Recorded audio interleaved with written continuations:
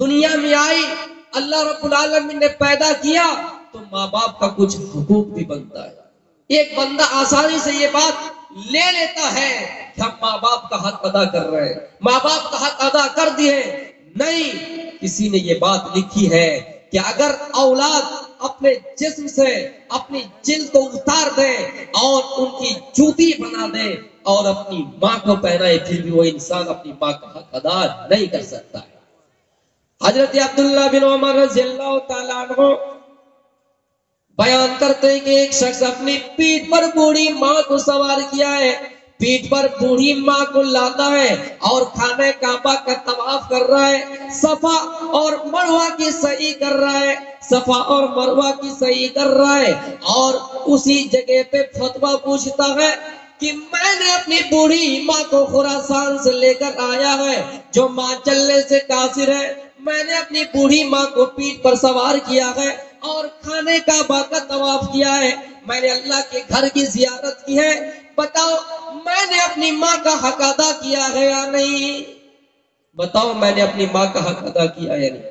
عبداللہ ابن عمر کہتے ہیں تم ابھی ہی اپنی ماں کے حق ادا کرنے کے بارے میں پوچھ رہے ہو، جب تمہاری ماں تجھے پیدا کر رہی تھی، تجھے جن رہی تھی، جب تو اس دنیا میں آ رہا تھا، تیری ماں جب تجھے پیدا کر رہی تھی پہلی چیخ نکلی آہ کر کے، پہلی آواز نکلی، ابھی تک تم نے اس آہ کا حق ادا نہیں کیا ہے، تو پھر کیسے یہ حق ادا کر سکتے ہو؟ جب تم چھوٹے تھے تمہارے باپ نے تمہیں انگلی پکڑ کر چلنا سکھایا، جب تم بستروں پر پیشاب کر دیتے تھے تمہاری ماں دائیں سے بائیں کرتی تھی، بائیں سے دائیں کرتی تھی، جب دونوں طرف گیلا، جب دونوں طرف تر ہو جایا کرتے تھے بستر تو تمہاری ماں تجھے اپنے سینے پر رکھتی تھی، تم کیسے اپنے ماں کا حق ادا کر سکتے؟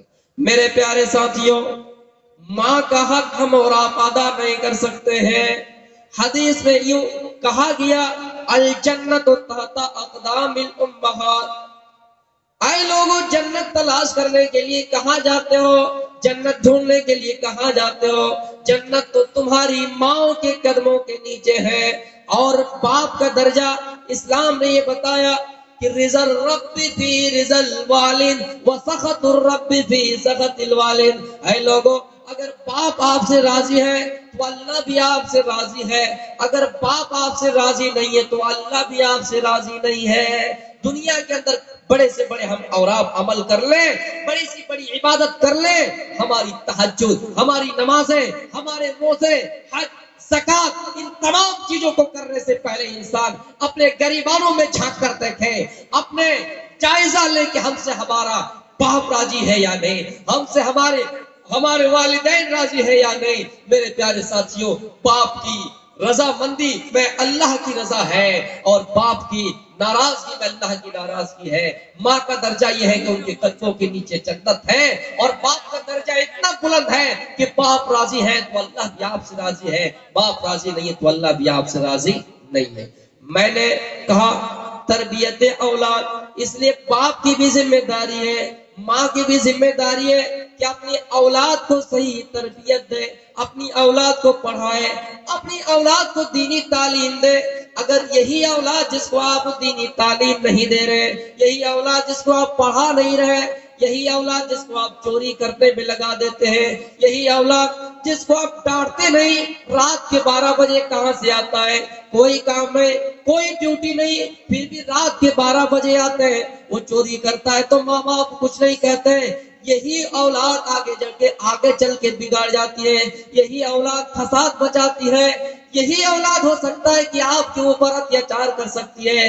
اس لیے والدین سے گزارش ہے، ماں باپ سے گزارش ہے کہ وہ اپنے بچوں کو صحیح تربیت دے، اپنے بچوں کو صحیح تربیت دے، اور تربیت کا مطلب یہ ہے کہ وہ اپنے بچوں کو پڑھائے بھی، برے راستوں سے روکے۔ اللہ کے نبی صلی اللہ علیہ وسلم نے فرمایا کل مولود یولد علی الفطرہ، اے لوگوں ہر بچہ فطرت اسلام پر پیدا ہوتا ہے، ہر بچہ مسلمان ہو کر پیدا ہوتا ہے. ایک ماں اسے یہودی بنا دیتی ہے، ایک باپ اسے عیسائی بنا دیتا ہے، لیکن بچہ تو فطرت اسلام پر پیدا ہوتا ہے.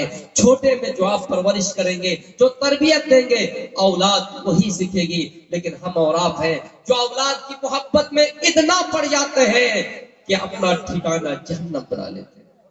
میرے پیارے ساتھیوں، اولاد سے اتنی محبت کیجئے، اتنی کیجئے، جو جائز راستہ ہے ان کے لیے اپنا، یہ جو ناجائز راستہ ہے ان کے لیے چھوڑ دیجئے.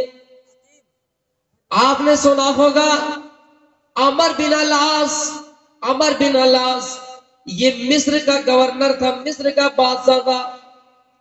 ان کا بیٹا اور ایک مصری بچہ گھوڑ دوڑ کا مقابلہ کرتا ہے، گھوڑ سواری کا مقابلہ کرتا ہے.